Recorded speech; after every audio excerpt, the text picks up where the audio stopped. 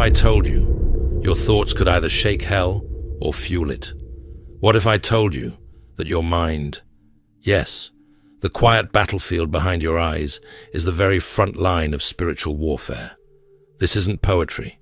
This isn't a metaphor. This is war. Real, raw, relentless war. And every single day, whether you know it or not, your thoughts are either building a fortress of truth or a prison of fear. Do demons tremble when you think, or do they laugh? I speak to you not as someone who has it all figured out, but as a soldier who knows what it's like to fight from the ground up. There were nights I couldn't sleep, and days I felt like I couldn't even breathe, under the weight of doubt, fear, and voices that weren't mine. But let me tell you something with holy conviction. God does not leave his warriors unarmed. He equips us with strength that is not of this world power, that tears down every stronghold, and a resilience that refuses to be broken. You are not weak. You are not defeated. You are not meant to live life caged by anxiety, shame, and spiritual attacks that whisper lies in your ear. You are a child of the Most High, and he has given you a mind to guard, strengthen, and renew daily. Romans 12, verse 2, commands us, "Be transformed by the renewing of your mind," and I'm here to help you do just that. By the end of this message, you will not only understand why the enemy targets your mind, but you'll be equipped to build one, so anchored in truth, it terrifies demons every time you wake up.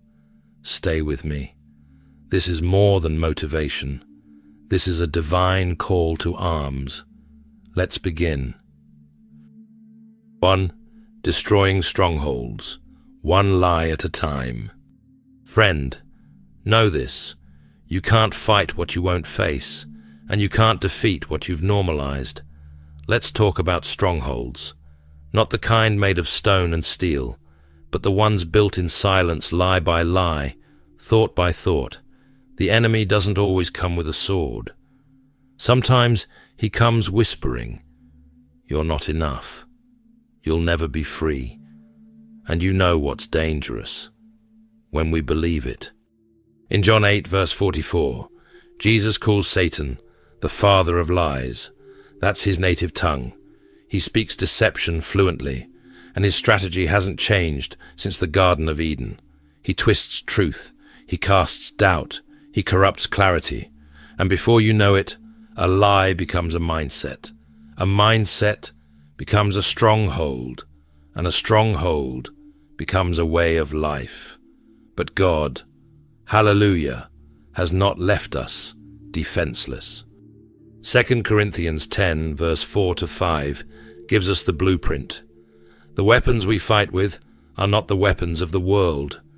On the contrary, they have divine power to demolish strongholds. Demolish, not just dent. Take down every high thought that sets itself up against the knowledge of God and make it captive to Christ.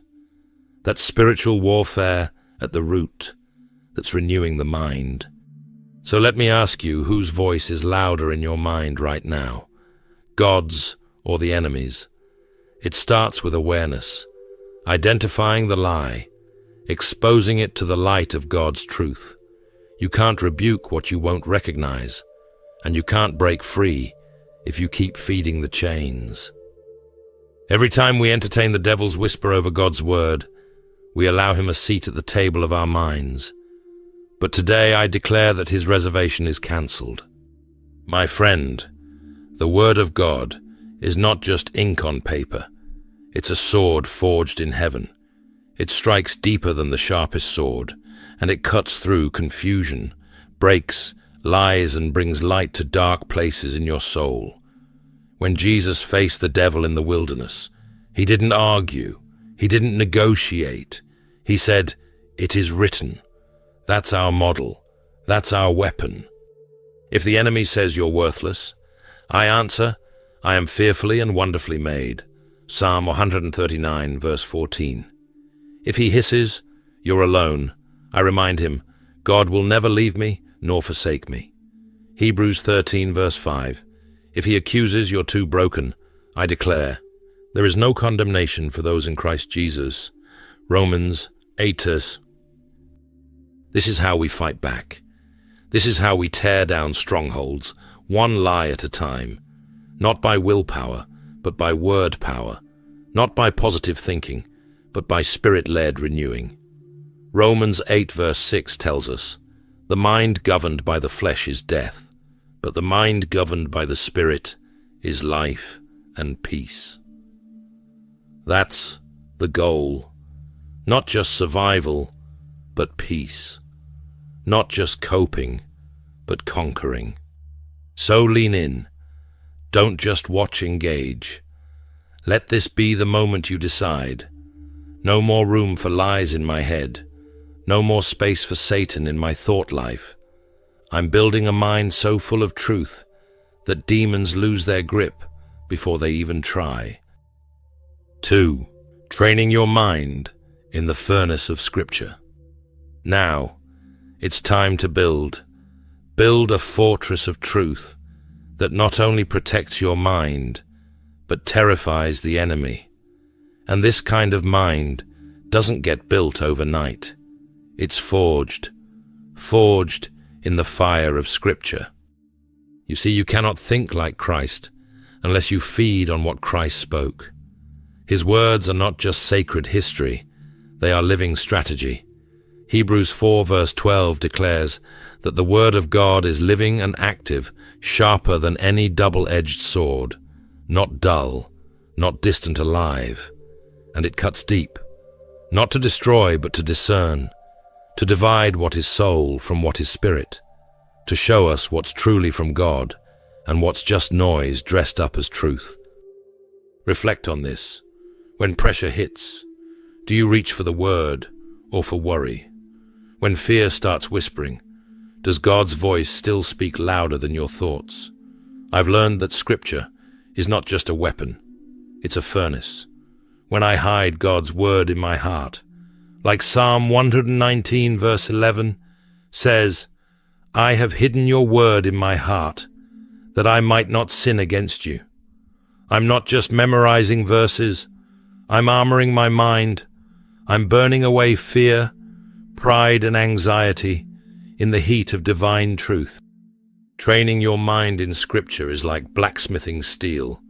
You heat it, hammer it, and repeat until it's sharp, strong, and unbreakable. That's how we become believers, who don't just quote the word, we bleed it when cut. When lies try to creep back in, they hit the shield of truth. We've been building every day through the word. So I challenge you not with shame, but with holy urgency. How much of your daily diet is God's word, and how much is the world's words? Because whatever you feed will grow, and a mind starved of Scripture is a mind vulnerable to suggestion, but a mind saturated with God's word. That's a battlefield demons don't dare step on. We're not talking about casual reading.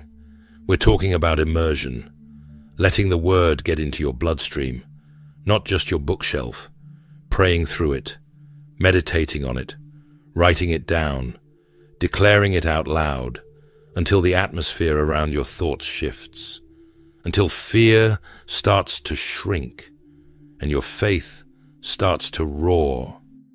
This is the kind of training that happens in quiet places, in early mornings with open Bibles, in whispered prayers between battles, in the stillness where His voice rewrites your thoughts, and little by little, the mind of Christ becomes your own.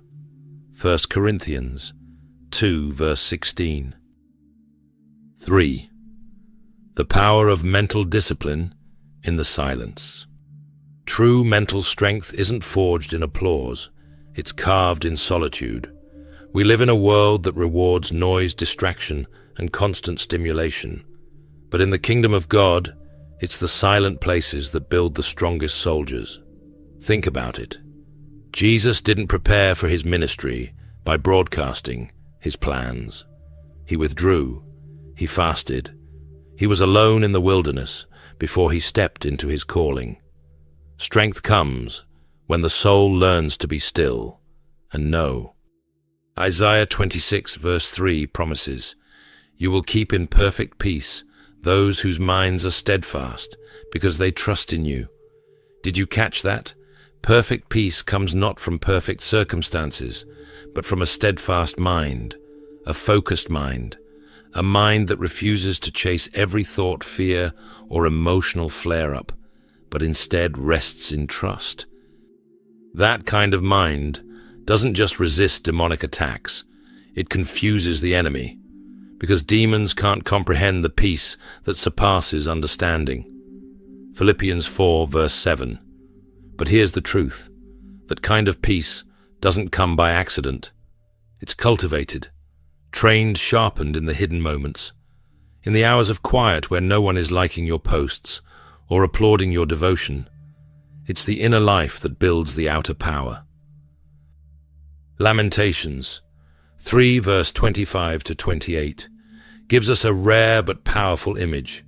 The Lord is good to those who wait for him, to the soul who seeks him. It is good that one should wait quietly for the salvation of the Lord. Let him sit alone in silence, for the Lord has laid it on him. That's not weakness, that's warrior training. Pause and consider. This, can your thoughts worship when your mouth is still? Can your mind stay loyal when God feels quiet? Can you practice discipline when there's no audience, no platform? That's where real power is born. Philippians 4 verse 8 challenges us to focus our thoughts, to direct our mental attention like a spotlight. Whatever is true, whatever is noble, whatever is right, whatever is pure, think on these things. That's a divine strategy, because when your mind is trained to dwell on truth, demons lose their grip. Lies can't take root in soil soaked in righteousness. So if you're in a season where God feels silent, don't run from it. Lean into it, because silence doesn't mean absence. It means training. It means God is shaping something in you, too sacred to be rushed. This is where your spiritual stamina is built. This is where your focus is tested. This is where your mind becomes terrifying to hell itself. Stay the course. Don't despise the stillness. Discipline your thoughts, not just your actions. Worship with your thinking. Meditate on his truth in the dark, and you'll shine like fire in the light. Stay with me. Your breakthrough mind is almost complete. 4. Fasting for mental clarity and spiritual authority. This is one of the most overlooked, yet spiritually explosive disciplines. Not for ritual, not for religious performance, but for mental clarity and spiritual authority. This is the part where many believers turn back. But I want to challenge you. Lean in, because when you fast the right way, with your heart, not just your hunger, you're not just changing your diet, you're changing your dimension in the spirit. Fasting isn't just about going without food. It's about going after God with a desperation that says, I need you more than my next meal. Jesus modeled this perfectly. In Matthew 4, before he ever preached a sermon, healed the sick, or cast out a demon, he fasted 40 days and 40 nights. He didn't go into that wilderness weak. He went to get strong enough to face the devil himself, with the sharpness of truth, the clarity of Scripture, and the authority of heaven. What if I told you your next level of clarity might be just one fast away? What if the breakthrough you've been waiting for isn't blocked by God's timing, but by the clutter in your mind that fasting can clear? Matthew 6, verse 16 to 18, teaches us that when we fast, not if, but when we should do it in secret, not to impress others, but to humble ourselves before God. And here's the promise.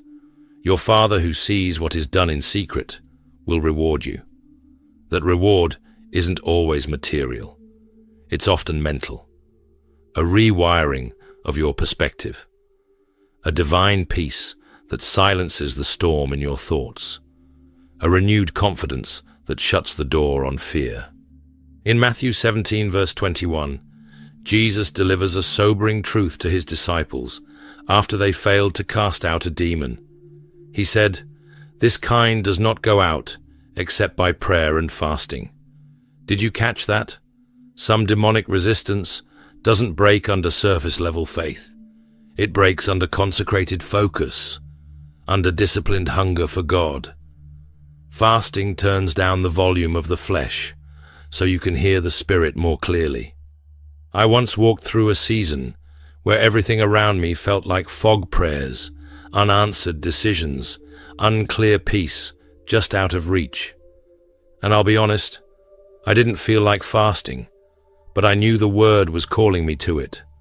So I stepped in, and let me tell you day by day that fog lifted. It didn't all change overnight, but I changed.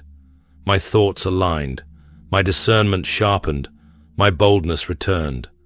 I wasn't just surviving, I was advancing, and so can you. Joel 2 verse 12 says, "Return to me with all your heart, with fasting and weeping and mourning."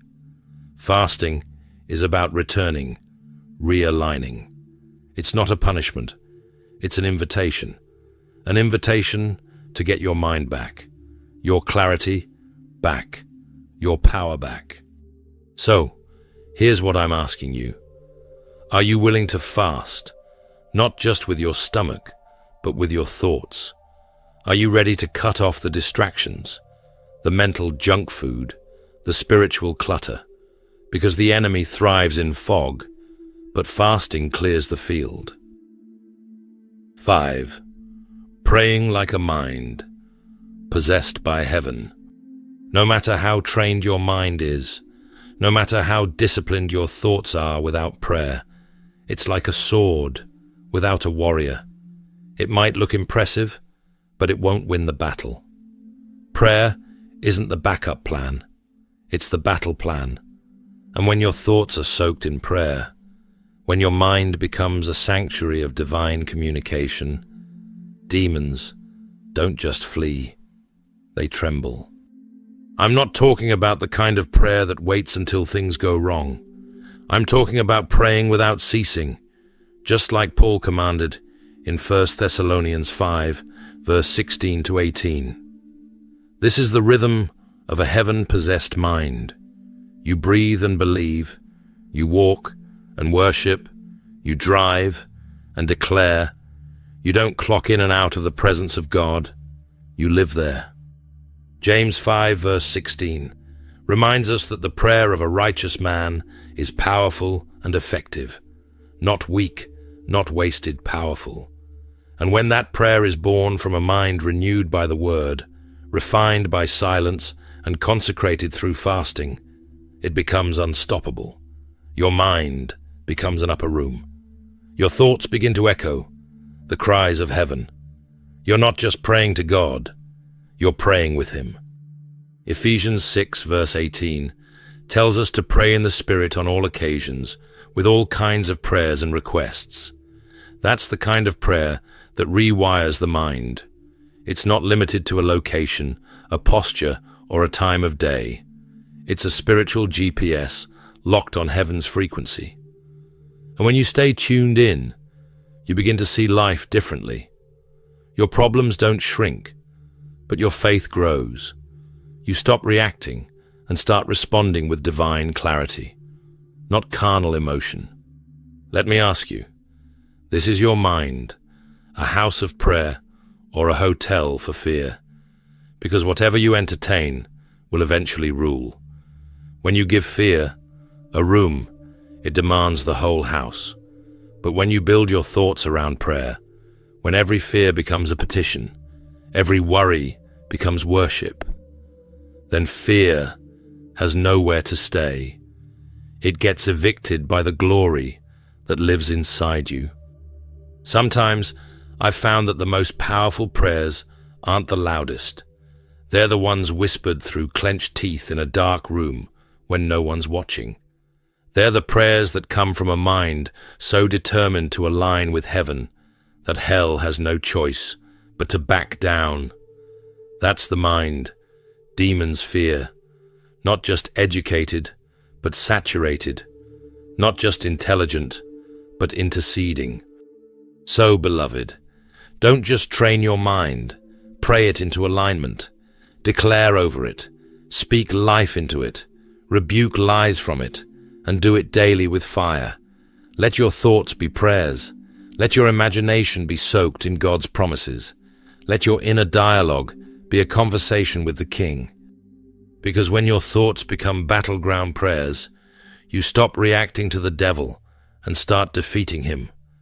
That's what it means to have a mind so strong, so aligned with the throne of God, that it terrifies every unclean spirit that dares to come near. 6. Standing strong when you're the only one.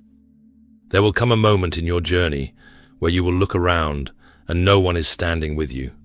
No applause, no affirmation, no safety net, just you, your convictions, and the voice of God echoing in the silence. This, my friend, is where true mental courage is born, not in the crowd, but in the wilderness.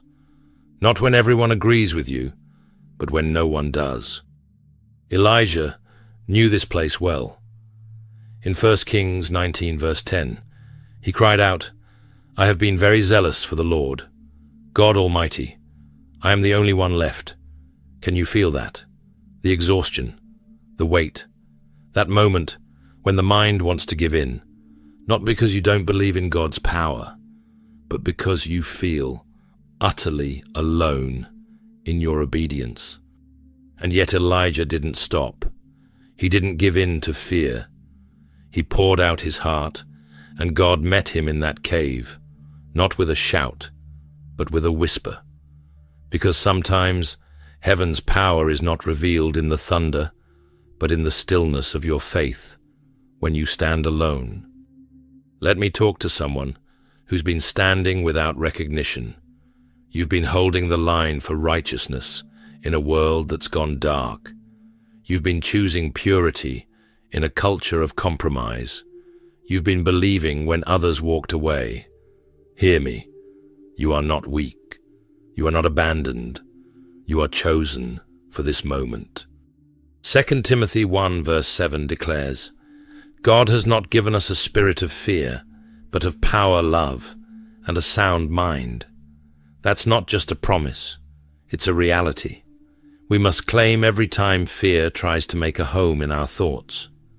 When you're the only one standing, your mind must be so rooted in God's truth that even loneliness becomes a sanctuary. That's how demons are terrified, not by numbers, but by unyielding minds anchored in divine courage. Remember, Joshua 1 verse 9, "Have I not commanded you? Be strong and courageous. Do not be afraid. Do not be discouraged. For the Lord your God will be with you wherever you go." That wasn't just encouragement. That was a command to a warrior. Joshua wasn't stepping into a victory parade. He was walking into enemy territory, leading a people who had already doubted once before. And yet his strength wasn't in the crowd. It was in the command. And so is yours. Heart to heart, will you be the one who holds on to hope when everyone else walks away? Will your mind stand tall when others shrink back? Because a mind submitted to God doesn't need the approval of men to keep walking. A mind aligned with truth doesn't crumble under pressure. It presses through it. That's what makes you dangerous to the kingdom of darkness. Not because you shout the loudest, but because you stand the longest. If you're that person today, if you're the one standing when no one else will, I want you to know you are not invisible. Heaven sees you. Hell fears you, and God walks with you. Keep standing, warrior. You're not standing alone. You're standing in glory. So do you own a mind that makes demons flee. Before we close this message, I want to invite you, yes you, to pause everything else and join me in a moment of fervent, focused prayer. This is more than words. This is war in the spirit. If you're ready to see your mind transformed, your spirit strengthened, and your thoughts reclaimed for the glory of God, then come with boldness. Let's pray together. Heavenly Father, we come before you now, not with perfect words, but with surrendered hearts. You are the God who formed our minds, who breathed life into our being, and who alone has the power to renew what has been broken or bound. Today, we lay our minds at your feet. Not just our actions, not just our words, but the very thoughts that shape us. We want to think differently. We want to think in alignment with heaven. God, strip away every lie we've believed that didn't come from you.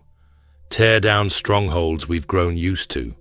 Pull up by the roots every thought pattern that keeps us trapped in fear, doubt, confusion, or shame. Replace them, Lord, with truth. Fill us with your wisdom. Immerse us in clarity that doesn't shake in storms, but stands firm because it's founded on you. We confess that too often our minds have wandered. We've entertained worry, rehearsed offenses, and clung to thoughts that do nothing but weaken us. But today, we choose a new way. We are not victims to our thoughts. We are temples of your Spirit, and by your grace, we reclaim our minds for the kingdom. Lord, renew our minds so deeply that hell trembles when we wake. Let our thoughts be so aligned with heaven that we hear your whisper above the world's noise. Teach us to think with discipline, with purity, with purpose. Teach us to notice when we drift and give us the strength to pull ourselves back. Make our minds sharp in discernment, alert in prayer, and saturated in peace. We ask you, Holy Spirit, to dwell richly in our inner world. Transform the silence of our alone time into sacred ground. Guard our mental gates from anything that seeks to distort or distract. Let our imagination be holy. Let our memory be healed. Let our focus be firm. We declare that we are no longer pushed around by the chaos of the world. We are rooted, anchored, covered, trained for battle, and we're not backing down. We will think as Christ thinks. We will speak as Christ spoke, and we will walk in mental strength so fierce, so full of light, that darkness cannot stand us. Let this mind, Lord, be the mind that reflects your glory. Make it strong not by pride, but by humility, not by our power, but by your Spirit. And when the enemy comes knocking, may he find a fortress. He cannot enter a mind shaped by truth, fueled by prayer, and unshakable in its peace. In the mighty name of Jesus we pray, Amen. If this message has stirred your spirit, challenged your thinking, or drawn you closer to God, I warmly invite you to like this video, subscribe to the channel, and share it with someone who's ready to build a mind that terrifies the darkness. Thank you for being part of this growing community of faith warriors. May God strengthen your thoughts, guard your peace, and lead you in victory, mind, body, and spirit.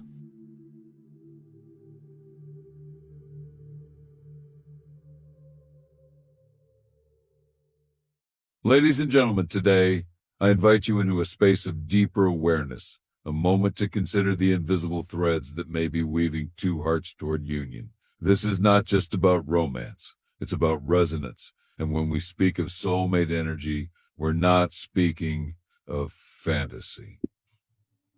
We are talking about a pattern, an intelligent, energetic orchestration that many overlook because they're watching with their eyes, but not feeling with their soul. Let us explore 5 clear signs that the universe is aligning you with your soulmate. These are not guesses or hopeful wishes. They are energetic cues, subtle but powerful, meant to prepare, guide, and confirm. Soulmate energy is not about waiting for someone to complete you.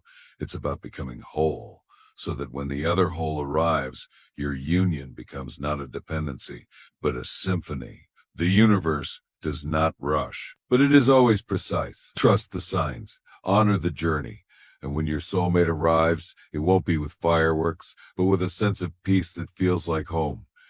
Energetic alignment is the foundation upon which soulmate connections are built. Before any physical meeting or verbal exchange, there exists an invisible field of energy that begins to harmonize between two individuals destined to meet. This concept, while spiritual in nature, aligns deeply with the principles of frequency, resonance, and emotional intelligence. To grasp this, we must first recognize that every human being emits a vibrational frequency. Just as every atom vibrates at a particular speed, so does every thought, emotion, and intention we carry. These frequencies aren't abstract. They are real energetic signatures, constantly radiating into the space around us, consciously and unconsciously attracting or repelling experiences, people, and possibilities. When we speak of soulmate energy, we're referring to two distinct energy fields that are vibrationally compatible. This doesn't mean they are identical. Rather, they complement each other in a way that creates resonance, a sense of harmony that transcends logic. It's like two musical notes that, when played together, produce a tone more beautiful and full than either note could produce alone. Before soulmates meet in the physical world, their energetic fields often begin a process of calibration. This may happen subtly over time or through intense emotional shifts, internal awakenings, or even through shared life events from afar. You may have never met the person, but somehow you're changing in ways that prepare you for their presence. You may find yourself shedding toxic relationships, revisiting old beliefs, or yearning for authenticity in every aspect of your life. That's not random. It's alignment. Your frequency is shifting to match the frequency of the soul you're destined to meet. The universe, in this context, operates like a tuning fork. It knows when two frequencies are in harmony, and it will begin nudging events, decisions, and even locations to bring these energies into close proximity. This is why people often report meeting their soulmate after making a major life decision, leaving a job, moving cities, starting a spiritual practice. These decisions weren't just life changes. They were vibrational shifts that created the conditions necessary for energetic convergence. Energetic alignment also explains why forced relationships, no matter how logical they seem on paper, often feel dissonant. When two frequencies clash, the result is not harmony but resistance. Even with effort, there's a sense of friction, misunderstanding, or emotional exhaustion. In contrast, when soulmate energies are aligned, the relationship feels fluid, like a deep inner knowing without explanation. Communication becomes easier. Vulnerability feels safe. Time seems to bend. Hours pass like minutes, and yet the connection feels timeless. This energetic harmony is not built solely on attraction. The emotional tone of the song often mirrors the kind of connection you're being prepared for, whether it's about reunion, unconditional love, or spiritual connection. Music is a vibrational bridge, and the universe uses it deliberately to awaken memory, longing, and awareness. Location-based synchronicity also increases. You may be drawn to visit a certain cafe or attend a particular event, not knowing why. But later, you realize it was a setup, a coordinated convergence orchestrated by unseen forces. The soulmate path is rarely linear. It is woven together through these pockets of precision that seem unplanned but are unmistakably meaningful. It's important to understand that synchronicities don't force decisions. They invite attention. They do not replace logic, but they transcend it. They are nudges, confirmations, and sometimes course corrections. When the universe wants to bring two aligned souls together, it will not send a map. It will send signs, Your job is to stay awake enough to see them, intuitive enough to feel them, and humble enough to follow them without demanding a full explanation. Before a soulmate enters your life in the physical sense, something much deeper begins to unfold internally. This process is known as inner readiness, a quiet but powerful transformation that prepares you to hold the kind of love your soul truly desired. While the concept of a soulmate often evokes romantic ideals, the foundation of such a union is rooted not in fantasy, but in personal growth, emotional healing, and spiritual maturity.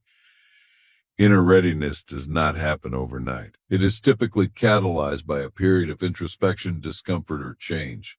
You may go through a breakup, a betrayal, a phase of loneliness, or even a spiritual awakening. These experiences are not obstacles. They are initiations. They push you inward, not to isolate you, but to strip away what is false, reactive, or unaligned. In doing so, they create the space for authentic connection to flourish. One of the first signs of inner readiness is the growing discomfort with superficial relationships or repetitive emotional cycles. You may find that casual dating no longer satisfies you, or that friendships based on convenience begin to dissolve. These shifts aren't signs of failure. They are indicators that your frequency is evolving. Your soul is rejecting what no longer resonates with its higher purpose. You begin to crave depth, truth, and resonance over excitement, drama, or distraction. Alongside this craving comes the work. You start confronting your own patterns, abandonment wounds, fear of intimacy, codependency, or self-worth issues. This phase is both difficult and sacred. It requires courage to look at the parts of yourself you've kept hidden or avoided, but this act of turning inward is essential. A soulmate is not meant to fill your emotional voids. They are meant to walk beside you as two whole beings. And so the universe will often delay such a meeting until you begin filling your own cup, not out of loneliness, but out of self-respect. During this time, your emotional intelligence sharpens. You begin to identify the difference between egoic love and soulful love. You recognize that true love does not manipulate, control, or consume. It liberates, it allows. It holds space without judgment. This realization often emerges slowly through mistakes, through grief, and through the gentle unfolding of your own truth. Spiritual practices may become more prominent during this period. Meditation, journaling, prayer, solitude, and nature may start to feel less like routines and more like necessities. You aren't running from life. You're learning to anchor yourself within it. The noise of the external world begins to quiet as the inner voice becomes louder, clearer, and more trustworthy. And this voice often becomes your guide, leading you closer and closer to the vibrational point where your soulmate resides.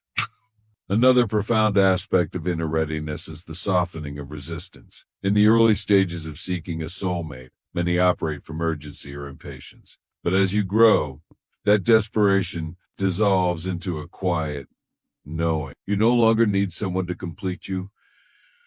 You want someone to walk with you. The shift from need to desire is not just emotional, it's energetic. The universe responds differently to wholeness than it does to lack. Once you reach a state of inner harmony, you become a beacon for someone who is also walking their own path of healing and wholeness. This state of readiness also alters your perception of time. You begin to trust divine timing more deeply, surrendering the obsession with when and how. Instead, your energy becomes focused on becoming, not waiting.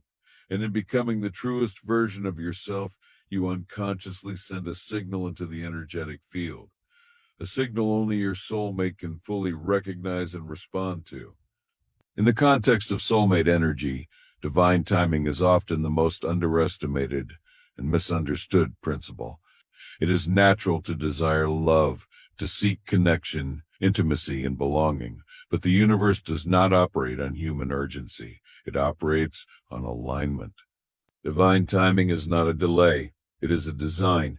It arranges circumstances, environments, and inner developments so that when two souls meet, they are not just present. they are prepared. Understanding divine timing begins with understanding that there is a larger intelligence at work behind the scenes of our lives. This intelligence does not function by chance or randomness. It works through cycles, through alignment, through energy that must be refined, redirected, and matured before it can connect with its equal. Soulmate unions are sacred appointments, not based on effort alone, but on energetic readiness and situational convergence that unfolds in flow, not force. Often people feel frustration when love does not arrive on their schedule. They may ask, why haven't I met them yet? Or, oh, what am I doing wrong? But divine timing is not punishment or delay. It's protection. The universe withholds what we are not yet ready to hold. A soulmate connection demands maturity, clarity, and stability, not perfection, but presence. If either soul is still clinging to old wounds, unresolved patterns, or limiting beliefs, the timing will pause, not to deny the connection, but to preserve its integrity. The concept of flow is equally essential. Flow refers to the natural unfolding of life when we are not resisting or forcing outcomes. When we are in flow, we are aligned with our intuition, trusting of the process, and open to the unexpected. Flow is not passive. It's responsive. It's responsive. It allows room for mystery, for synchronicity, and for spontaneous shifts in direction. When you are in flow, you begin to see how certain delays, detours, or even heartbreaks were not blockages, but preparations. This flow often accelerates right before a significant union. Life may suddenly feel like it's moving faster. Opportunities show up, old relationships fall away. Unexpected relocations occur, or a deep spiritual awakening happens seemingly out of nowhere. These are not chaotic disruptions. They are energetic rearrangements. The universe is clearing space, shifting timelines, and aligning coordinates so that two people can finally meet in a way that feels effortless, even if the path was long and winding. Divine timing also respects free will. The universe may arrange everything perfectly, but if a person resists, clings to the past, or denies their own growth, the moment may pass. This is not to create fear, but awareness. We are co-creators with time. While timing cannot be rushed, it can be missed through unconsciousness or refusal to evolve. That's why self-work, intuition, and spiritual openness are so critical. They help us recognize and respond when divine timing presents its invitation. There is also a curious relationship between surrender and time. When one finally lets go of the need to control love, its form, its timeline, its conditions, the energy shift. The act of surrender creates a vacuum, a spiritual openness that draws in what is meant for you. The universe often waits for this moment, the moment when you stop gripping and start trusting. In that surrender, divine timing is activated like a hidden key, unlocking a previously sealed door. Patience in this process is not passive waiting. It is active preparation. It's saying yes to your own becoming while the universe orchestrates what you cannot yet see. This doesn't mean living in anticipation. It means living in presence, because while the mind watches the clock, the soul watches the alignment, and alignment always trumps urgency. In a world full of noise, uncertainty, and fleeting connection, the journey toward your soulmate is not one of frantic searching, but of sacred unfolding. We've explored how the universe speaks through energetic alignment, how it guides through synchronicities, how it prepares us through inner growth, and how it operates with perfect divine timing and flow. These are not abstract ideas. They are spiritual mechanics, subtle laws of love and energy that govern the meeting of two destined souls. When the signs begin to appear, when patterns repeat, when your intuition sharpens, when your heart feels both full and expectant, know this, you are not imagining it. The universe is intelligent. It does not waste energy. If you are sensing a shift, it's because something sacred is aligning.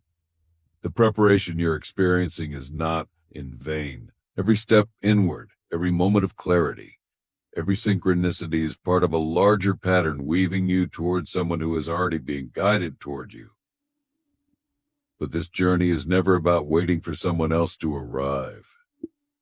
It is about becoming the person who no longer searches for love but naturally resonates with it. When you align your energy, honor your growth, listen to the signals, and trust the timing, love does not need to be chased. It arrives, and when it does, it feels less like a surprise and more like a homecoming. So walk forward not with haste, but with confidence. The universe knows how to bring together what was always meant to meet. Your only job is to be ready, to be open, and to be you.